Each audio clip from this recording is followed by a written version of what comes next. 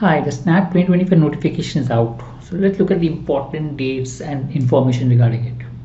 So you can write SNAP either once or twice or thrice. I mean, there are 3 dates for the examination. So you can write all the 3 slots, or you can write once, or you can write twice. The best of the 3 scores will be considered. So if you write 3 times, the best of the scores will be considered. So if you're really serious about some biases, you can write all the 3 attempts recommended. But no, it's just a backup option. You can write it only once.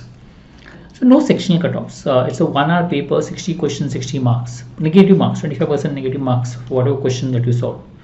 So 1 hour. So you start and end, you don't even realize how fast the paper goes. Anyway, registration started. The last date for registration is November 20th. That's the last date. The exam dates on December 6th, December 14th, and December 20th.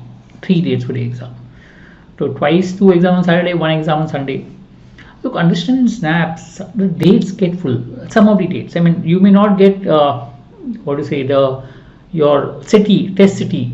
So it makes sense to register early if you're really sure about it. Don't wait for last moment. Otherwise, you may not get the test city that you want, right? So notification or the admit cards will come along. The final results is on Jan 9th. So this is what it is. So recommended again, like NMAT for SNAP as well. Try to book the slots early, because in the end you may not get the desired city where you want to write a test. You may have to move to some other city and write a test, which is not very convenient.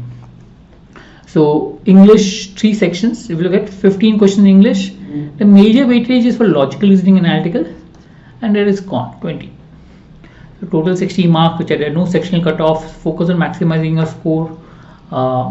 And try to do your best. I will come up with a strategy how to solve, what to do, etc.